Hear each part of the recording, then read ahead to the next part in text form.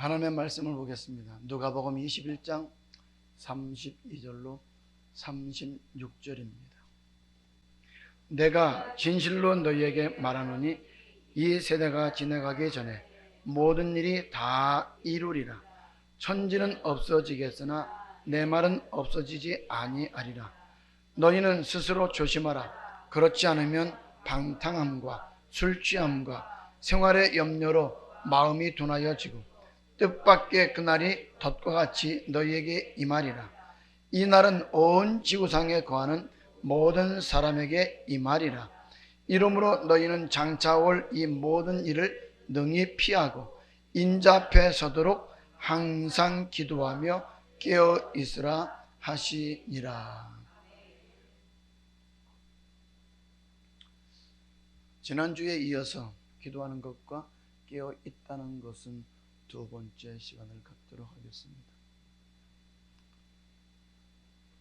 환난 때 예수를 시인할 수 있는 것은 성령의 힘으로만 가능한데, 말씀과 기도에 깨어 있는 사람에게만 그런 축복이 주어진다는 것을 성경은 정확하게 설명하고 있습니다. 그런데 예수 믿는 사람들이 기도도 하지 않고 말씀에도 깨어있지 못하므로 천국에 들어가는 말씀이 무엇인지도 모르고 신앙생활을 한다는 것입니다. 그래서 말씀에 순종하는 것도 기분 좋을 때는 하고 기분 나쁠 때는 하지 않고 평안할 때는 하고 핍박이나 고통이 오면 하지 않는다는 거예요. 그러면서 나는 믿음이 좋다라고 하는 사람들이 대부분의 사람들이다 이 말이에요. 지난 시간에도 말씀을 드렸지만 예전보다 믿음이 좋아졌다고 생각하기 때문에 믿음이 좋아진 것이 아니라는 거예요. 그러나 믿음은 예전보다 좋아졌다고 해서 천국 가는 것이 아니다. 천국에 들어가는 커트라인에 합격을 해야 들어간다 이 말이에요. 그것은 기도로 깨어 있어야 되고 말씀으로 깨어 있어야 한다는 겁니다. 다시 말하면 말씀에 순종하지 않으면 절대로 천국에 들어갈 수 없다 이 말입니다. 그런데 그 말씀에 순종할 수 있는 힘이 무엇에 있다고요? 기도에 있다고요. 기도. 우리가 기도하는 목적은 말씀에 순종하기 위해서 하는 것이다 이 말이에요.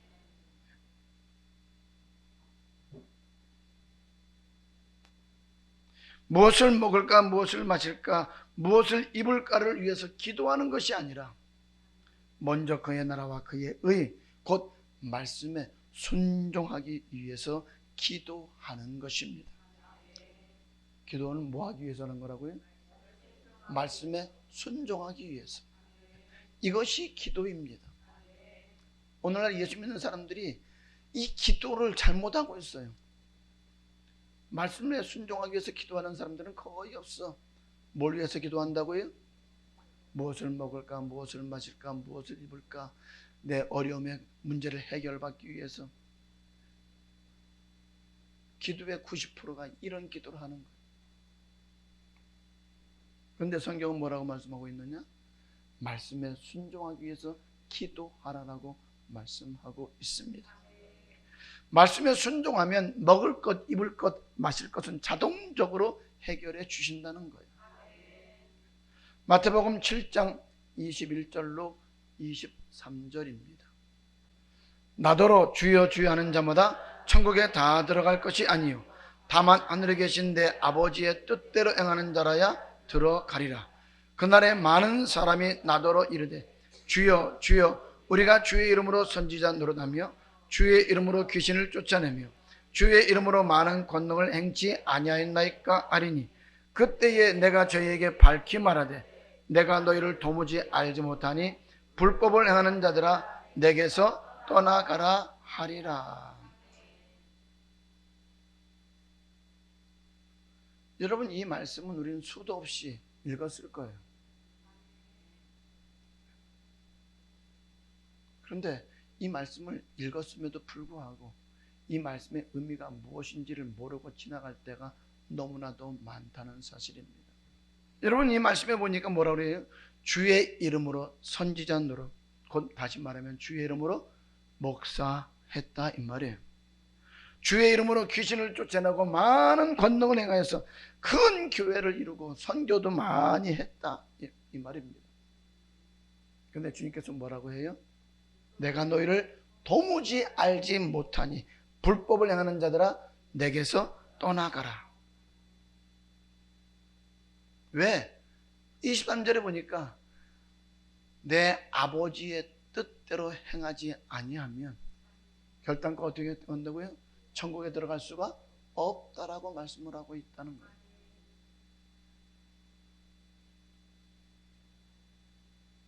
근데 이 아버지의 뜻을 우리는 내 생각대로, 내 지식대로 판단한다는 거죠. 성경은 분명하게 아버지의 뜻이 무엇인지를 우리들에게 가르쳐 주고 있는데 말입니다. 그러면서 24절부터 보면 이렇게 말씀을 하고 있죠. 24절로 27절입니다. 그러므로 누구든지 나의 이 말을 듣고 행하는 자는 그 집을 반석 위에 지은 지혜로운 사람 같으리니 비가 내리고 창수가 나고 바람이 불어 그 집에 부딪히되 무너지지 아니하나니 이는 주초를 반석 위에 놓은 연고요 나의 이 말을 듣고 행치 아니하는 자는 그 집을 모래 위에 지은 어리석은 사람 같으리니 비가 내리고 창수가 나고 바람이 불어 그 집에 부딪힘에 무너져 그 무너짐이 심하니라. 그러므로라고 하는 이 말은 21절부터 23절에서 말씀하는 것처럼 불법을 행하는 자는 환난을 이길 수가 없다는 말입니다. 왜? 하나님께서 붙잡아 주지 않기 때문에. 아버지의 뜻대로 행하지 않는 사람은 붙잡아 주지 않는다 이 말이에요. 말씀에 순종하는 사람은 환난 때 하나님이 붙잡아 주셔서 환난을 이길 수 있게 해 주시겠다는 거예요. 그래서 그러므로라고 하는 이 접속사를 이용해서 오늘 24절부터 27절까지 말씀을 하고 있는데, 이 24절부터 27절의 말씀이 어디에 있는 말씀이에요? 계시록에 있는 말씀이다 이 말이에요. 나팔재앙 때 일어나는 일들 가운데 있는 그러한 일을 우리에게 보여주고 있는 말씀이다 이 말이에요. 이런 환난 때에 주님께서 우리를 붙잡아 주셔야만 우리가 이길 수 있는 힘을 갖게 되는데, 아버지의 뜻대로 행하지 않으면 이길 수 있는 힘을 주지 않는다 이 말이에요. 우리를 붙잡아 주지 않으신다는 것입니다. 그러므로 우리는 기도로 깨어 있어야 되고 반드시 말씀으로 항상 깨어 있어야 됩니다. 이 말은 항상 주맞을 준비해야 된다 이 말입니다. 말씀에 순종하지 않고 천국 가는 법이 있습니까? 대강대강 신앙생활에서 천국 가는 법이 있어요? 하나님은 말씀에 순종하는 사람 중에서 알곡과 쭉저기를 고르신다라고 말씀하고 있어요. 믿지 않는 사람은 이미 심판을 받았고, 복음에 복종하지 않는 사람, 즉 천국 말씀에 어떤 것은 순종하고 어떤 것은 순종하지 않는 사람도 천국 갈 수 없다라고 말씀하고 있다. 그런데 성경을 보면 나는 영생의 말씀에 다 순종했다고 하는 사람들에게 그 순종이 말씀대로 한 순종인지 내 생각대로 한 순종인지를 심판하시겠다라고 말씀하고 있는 것이 신약의 내용이다 이 말이에요. 베드로전서 4장 17절입니다. 하나님 집에서 심판을 시작할 때가 되었나니 만일 우리에게 먼저 하면 하나님의 복음을 순종치 아니하는 자들의 그 마지막이 어떠하면. 여기서 말하는 심판은 천국과 지옥의 심판입니다. 상급 심판이 아닙니다. 상급 심판은 성경에 기록되어 있지 않아요. 상급 심판은 언제 받아요? 주님 앞에 섰을 때 받는 거예요. 우리가 찬송하는 것처럼 예언자들과 왕들도 그 반열대로, 그렇죠? 우리 모두 그 반열 뒤따르며 이렇게 찬송하는 것처럼 오늘 천국에 가서야 오늘 우리가 반열에 들어가는 상급을 얻게 된다 이 말이에요. 주님께 가까이에 있는 것이 상급입니다. 주님의 우편과 좌편의 반열, 12제자의 반열, 24장로의 반열, 14만 4천의 반열, 허다한 무리의 반열. 우편과 좌편의 반열은 예수님처럼 고난을 받아야 얻을 수 있는 겁니다. 12제자의 반열은 12제자들처럼 고난을 받아야 되는 상급이다 이 말이에요. 24장로의 반열은 최고의 것으로 하나님 앞에 드리고 행할 수 있는 사람들이 받는 상급이다 이 말이에요. 14만 4천의 반열도 이러이러한 사람들이 받는다라고 성경에 정확하게 기록되어 있지 않느냐는 거예요. 다시 베드로전서 4장 17절입니다. 하나님 집에서 심판을 시작할 때가 되었나니 만일 우리에게 먼저 하면 하나님의 복음을 순종치 아니하는 자들의 그 마지막이 어떠하면, 만일 우리에게 먼저 하면, 우리는 제자들입니다. 그 제자들이 어떤 사람들이었습니까? 말씀이면 무조건 순종하는 사람들이었다 이 말이에요. 누가 내 형제며 누가 내 부모냐, 제자들을 보면서 저들과 같이 내 말에 순종하는 자들이 내 부모요 형제라라고 말씀하고 있지 않았어요? 누가? 주님께서. 그러면 제자들은 주님의 말씀에 순종했다는 거예요. 그래서 요한복음 6장 63절 이후에 보면 살리는 것은 영이니 육은 무익하니라. 내가 너희에게 이른 말이 영이요 생명이니라. 그러나 너희 중에 믿지 않는 자들이 있느니라 하시니, 이는 예수께서 믿지 않는 자들은 누구이며 자기를 팔 자가 누군지 처음부터 아셨다라고 말씀합니다. 그러면서 주님께서 하시는 말씀을 들으면 단계적으로 주님께 가까이 와서 더 깊은 말씀을 듣게 하시고 더 높은 단계의 말씀을 듣게 하시고, 그 말씀을 듣지 않으면 하나님께서 말씀을 아예 들을 수 없도록 내버리겠다라고 말씀하고 있다는 것입니다. 그래서 63절 이후에 보면은 많은 사람들이 어떻게 해요? 물러갔다라고 합니다. 그때 우리 주님께서 다시 12제자들에게 물었어요. 너희도 가려느냐? 너희도 가려느냐? 그때 베드로가 뭐라고 대답을 해요? 주여, 영생의 말씀이 계심에 우리가 누게로 가오리까? 제자들이 실수한 것도 있지만 죽음을 무릅쓰고 말씀에 순종했다는 거예요. 이렇게 순종한 사람에게 뭐 하신다고요? 먼저 심판하시겠다라고 말씀합니다. 그러면 순종하지 않는 사람은 어떻게 되겠느냐 이 말이에요. 심판을 믿지 않는 사람들은 이미 받았어요. 즉, 또 말씀을 듣고도 어떤 말씀에는 순종하고 어떤 말씀에는 순종하지 않는 사람들도 이미 심판을 받았다 이 말입니다. 다시 베드로전서 4장 17절입니다. 시작. 하나님 집에서 심판을 시작할 때가 되었나니 만일 우리에게 먼저 하면 하나님의 복음을 순종치 아니하는 자들의 그 마지막이 어떠하며. 복음에 순종하지 않는 사람들은 지옥 간다는 얘기예요. 18절입니다. 시작. 또 의인이 겨우 구원을 얻으면 경건치 아니한 자와 죄인이 어디 서리요. 율법에 순종한 의인이 겨우 구원을 받는다면 경건치 않은 자와 죄인이 어디에 서겠느냐? 이 말은 설 수가 없다 이 말이죠. 그러니까 환난을 끝까지 견디는 자가 천국 가는데 그 환난 때에 마귀가 누구하고 싸우느냐 하면 계명을 지키는 사람들과 싸웁니다. 누구하고 싸운다고요? 계명을 지키는 자들, 율법을 지키는 자들과 복음을 지키는 자들과 싸운다 이 말이에요.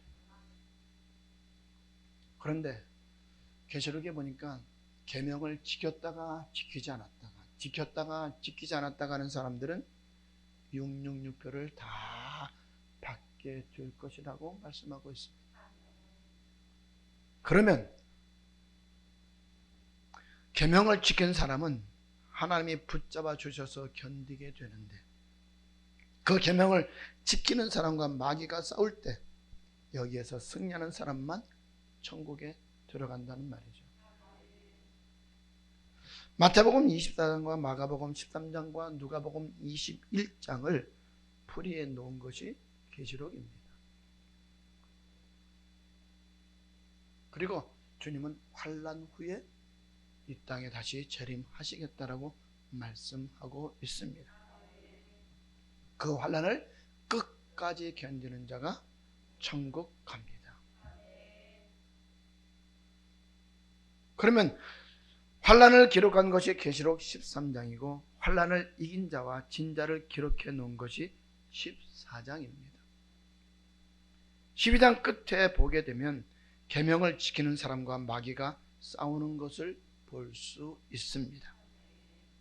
그때 지키는 사람 중에서 말씀대로 지켰는지 말씀대로 지키지 않았는지를 하나님께서 뭐 하시겠다는 거예요? 달아보시겠다는 거예요.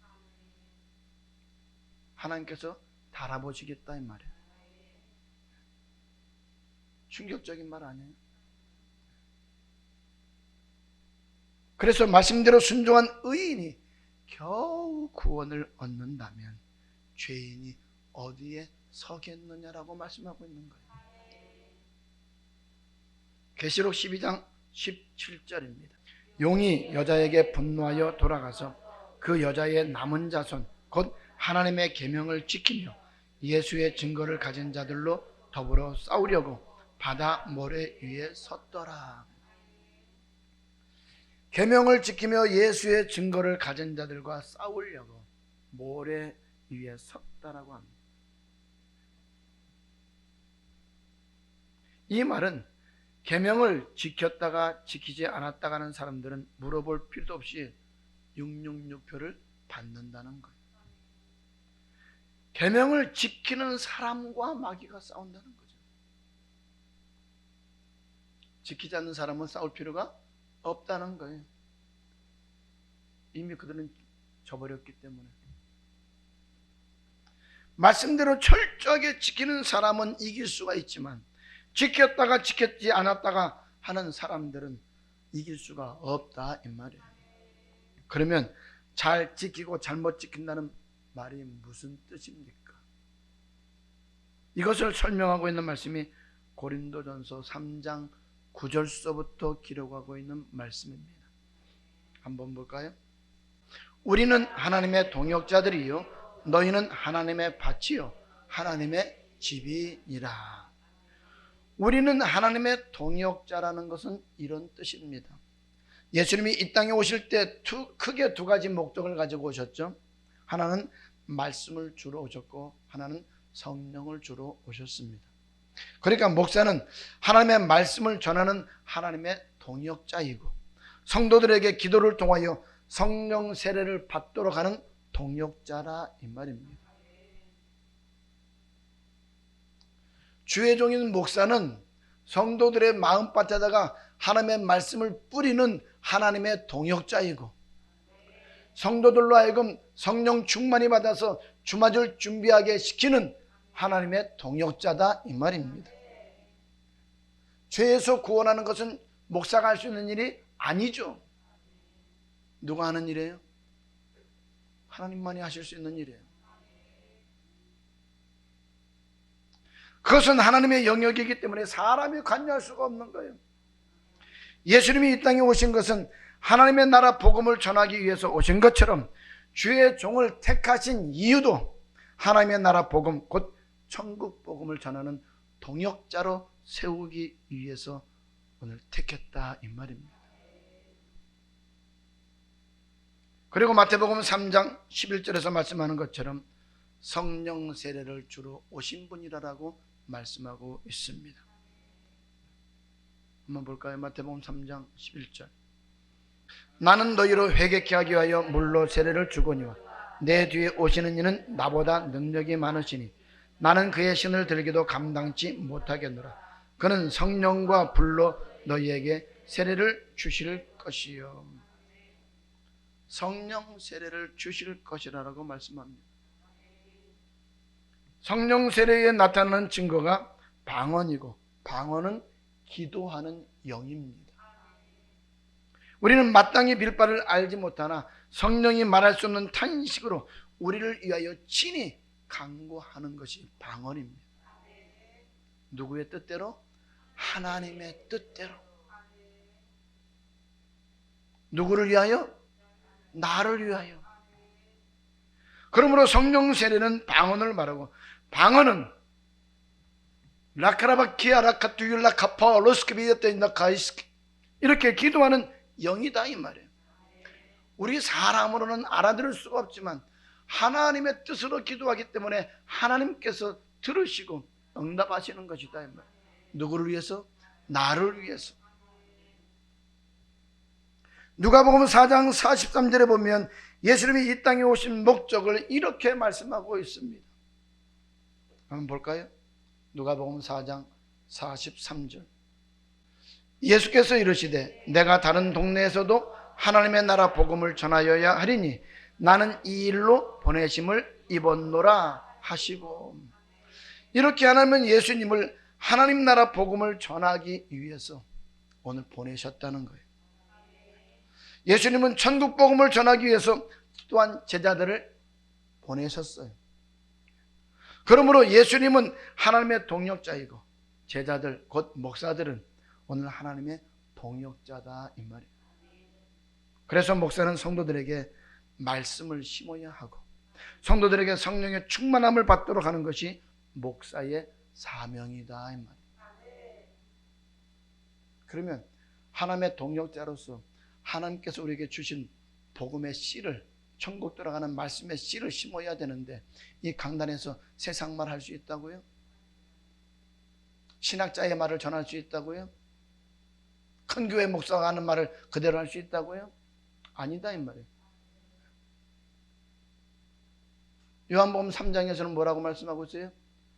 하나님이 보내신 자는 하나님의 말을 하나니, 이는 하나님께서 어떻게 했다고요? 성령을 한량없이 부어주셨기 때문이다라고 말씀하고 있어요.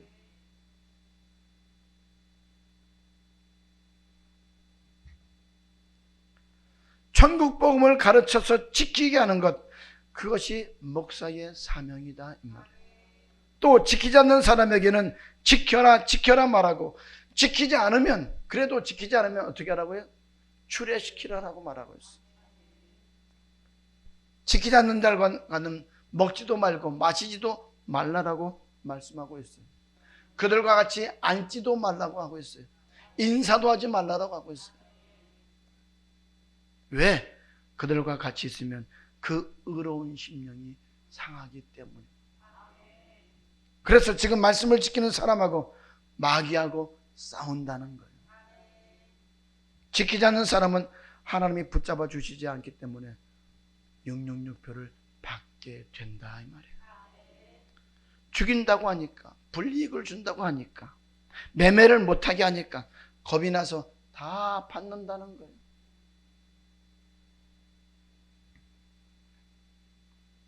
그래서 여러분은 기도로 깨어 있어야 되고 말씀으로 깨어 있어야 됩니다. 그런데 말씀을 알아야 깨어 있지. 말씀을 알아야 깨어 있죠. 말씀을 모르는데 어떻게 깨어 있을 수 있느냐 이 말이에요. 그렇기 때문에 우리는 말씀을 알아야지 돼요. 호세아에서는 그래서 뭐라고 그랬어요? 여호와를 알자, 힘써 여호와를 알자. 여기 여호와를 알자는 것은 하나님이 누구신지를 알 뿐만 아니라 말씀이 어떤 말씀인지를 알아야 된다 이 말이에요. 왜? 하나님이 태초부터 있었던 말씀이시기 때문에.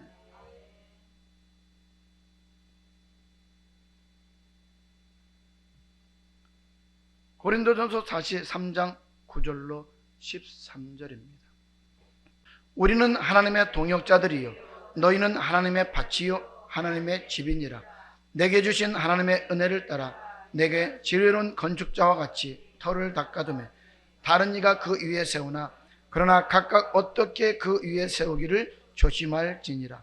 이 닦아둔 곳 외에 능히 다른 터를 닦아둘 자가 없으니 이 터는 곧 예수 그리스도라.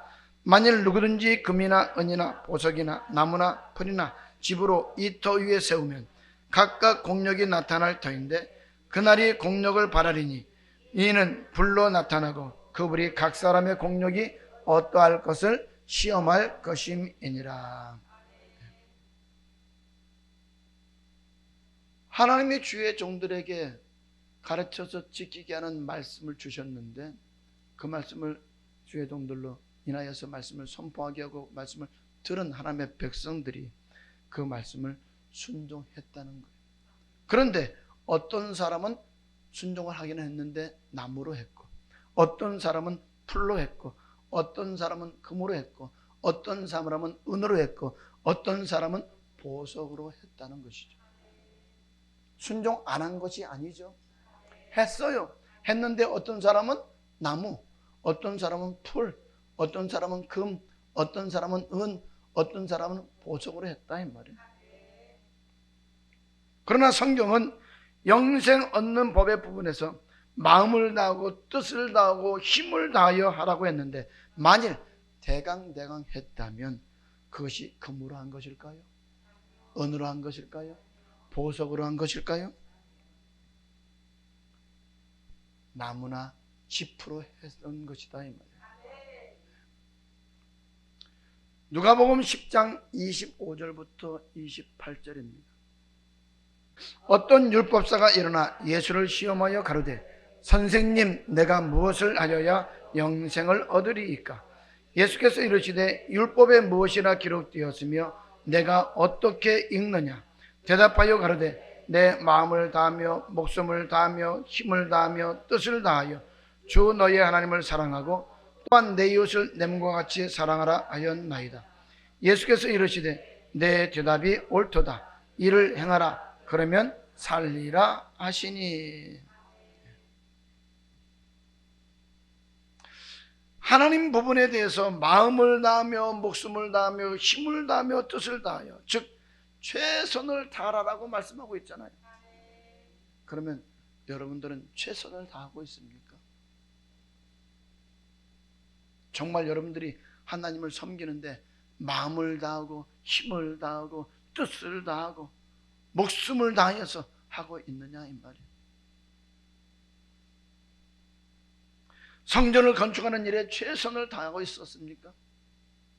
주의 종을 먹이고 입히는 일에 최선을 다했습니까? 그것이 하나님의 부분의 일 아닌가요? 대강대강 했다면 나무나 풀로 했다는 거죠. 그래서 계명을 지키는 사람과 계명을 지키지 않는 사람은 구별된다는 거예요. 계명을 지키지 않는 사람은 이미 심판을 받았고 계명을 지키는 사람 중에서도 알곡과 쭉정이를 고르시겠다는 거예요. 정말로 충격적인 말이죠. 정말로 충격적인 말이죠. 그렇기 때문에 베드로전서 4장 17절의 말씀이 해석이 안 되면 계시록의 말씀을 해석할 수 없다는 거예요. 그리고 고린도전서 3장 9절 이후의 말씀을 보면 금으로 했나 은으로 했나 보석으로 했나 나무로 했나 풀로 했나를 구분하고 있는 것을 볼 수가 있다 이 말이에요. 말씀을 듣고 순종했어요. 그런데 이 순종이 하나님 부분에서 마음을 다하고 목숨을 다하고 뜻을 다하고 힘을 다했는지 아니면 대강대강 했는지 공력 심판이 마지막 때에 있을 거다 이 말이에요. 근데 그 심판 때, 공력 심판 때 내가 한 모든 것들이 불타다 없어버린다면, 남는 것이 아무것도 없다면 하나님 앞에 과연 설 수 있을까요? 다시 고린도전서 3장 9절로 13절입니다. 우리는 하나님의 동역자들이요 너희는 하나님의 밭이요 하나님의 집이니라. 내게 주신 하나님의 은혜를 따라 내가 지혜로운 건축자와 같이 터를 닦아두매 다른 이가 그 위에 세우나 그러나 각각 어떻게 그 위에 세우기를 조심할지니라. 이 닦아둔 곳 외에 능히 다른 터를 닦아줄 자가 없으니 이 터는 곧 예수 그리스도라. 만일 누구든지 금이나 은이나 보석이나 나무나 풀이나 집으로 이 터 위에 세우면 각각 공력이 나타날 터인데 그날이 공력을 밝히리니 이는 불로 나타내고 그 불이 각 사람의 공력이 어떠한 것을 시험할 것임이니라. 만일 누구든지 그 위에 세운 공력이 그대로 있으면 상을 받고 누구든지 공력이 불타면 해를 받으리니 그러나 자기는 구원을 얻되 불 가운데서 얻는 것 같으리라. 이해가 되시나요? 다시 또 계시록으로 가보겠습니다. 계시록 12장 17절입니다. 용이 여자에게 분노하여 돌아가서 그 여자의 남은 자손 곧 하나님의 계명을 지키며 예수의 증거를 가진 자들로 더불어 싸우려고 바다 모래 위에 섰더라. 마귀가 누구하고 싸운다고요? 계명을 지키며 예수의 증거를 가지고 있는 자들로 싸운다라고 말씀하고 있습니다. 13장입니다. 4절부터 10절까지 계속 읽겠습니다. 용이 짐승에게 권세를 주므로 용에게 경배하며 짐승에게 경배하여 가로되 누가 이 짐승과 같으뇨 누가 능히 이로 더불어 싸우리요 하더라. 또 짐승이 큰 말과 참남된 말하는 입을 받고 또 42달 일할 권세를 받으리라. 뱀승이 입을 벌려 하나님을 향하여 회방하되 그의 이름과 그의 장막 곧 하늘에 거하는 자들을 회방하더라. 또 권세를 받아 성도들과 싸워 이기게 되고 각 족속과 백성과 방언과 나라를 다스리는 권세를 받으니 죽임을 당한 어린 양의 생명책에 창세 이후로 농명되지 못하고 이 땅에 사는 자들은 다 짐승에게 경배하리라. 누구든지 귀가 있거든 들을지어다. 사로잡는 자는 사로잡힐 것이요 칼에 죽이는 자기도 마땅히 칼에 죽으리니 성도들의 인내와 믿음이 여기 있느니라. 환난 때 나팔 재앙이 시작되면 3년 반 동안 42달 동안 1260일 동안 예수 믿으면 죽이고 매매도 못하고 굶어 죽게 된다는 것. 그런데 그것을 끝까지 견디는 자가 천국에 들어간다라고 말씀하고 있어요. 많은 사람들이 계명을 지켰다고 하는지 모르겠지만 금으로 했는지 은으로 했는지 보석으로 했는지 나무와 풀로 했는지 공력 심판을 할 때 그 모든 것이 사라지면 지옥, 남아있으면 천국이라고 말씀하고 있다는 것입니다.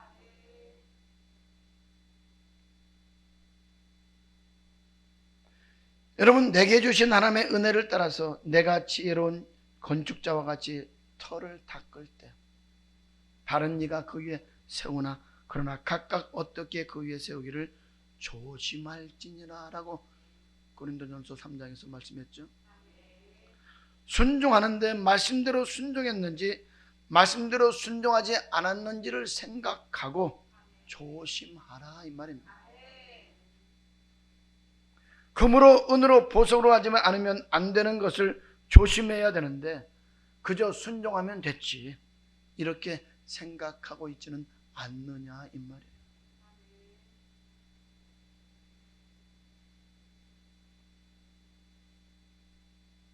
고린도전서 3장 11절입니다. 이 닦아둔 것 외에 능히 다른 터를 닦아둘 자가 없으니 이 터는 곧 예수 그리스도라. 예수 그리스도는 생명의 말씀입니다. 그 생명의 말씀에 순종하라는 거예요. 그 생명의 말씀에 순종했는지 순종하지 않았는지에 따라서 오늘 결과가 나타난다는 거예요. 12절 13절입니다. 만일 누구든지 금이나 은이나 보석이나 나무나 풀이나 쥐프로 이 터 위에 세우면 각각 공력이 나타날 터인데 그날이 공력을 밝히리니 이는 불로 나타내고 그 불이 각 사람의 공력이 어떠한 것을 시험할 것임이니라. 즉 불환란을 말하고 있습니다. 하늘에서 불이 내리고 땅에서 불이 나는 환란 속에 집어넣으면 알게 된다 이 말이에요. 그래서 그 환란을 견디는 자는 천국 가고 견디지 못하는 사람은 지옥 가게 되는데, 이 말은 아까 말씀했던 것처럼 말씀대로 마음을 다하고 목숨을 다하고 뜻을 다하고 힘을 다하여 최선을 다한 사람은 금과 은과 보석이 될 것이고, 하라고 하니까 해야지 해서, 하라고 하니까 어쩔 수 없이 해야지, 하라고 하니까 체면 때문에 해야지 해서 대강대강 한 사람은 나무나 풀로 한 것으로서 다 없어져 버린다는 것입니다. 한 번이라도 생각해 보셨나요? 한 번이라도?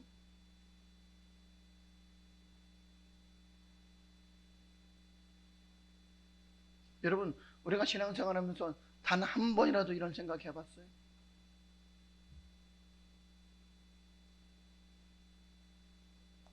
(14절) (15절입니다) 만일 누구든지 그 위에 세운 공력이 그대로 있으면 상을 받고 누구든지 공력이 불타면 해를 받으리니 그러나 자기는 구원을 얻되 불 가운데서 얻은 것 같으리라. 이 말씀은 환난을 이긴 사람은 천국 가고 환난을 이기지 못한 사람은 지옥 간다는 말 아닙니까? 그러므로 항상 기도하고 항상 말씀으로 깨어있어서 순종함으로 모든 환난을 피하고 주님 앞에 설 수 있는 여러분 될 수 있기를 주님의 이름으로 축복합니다.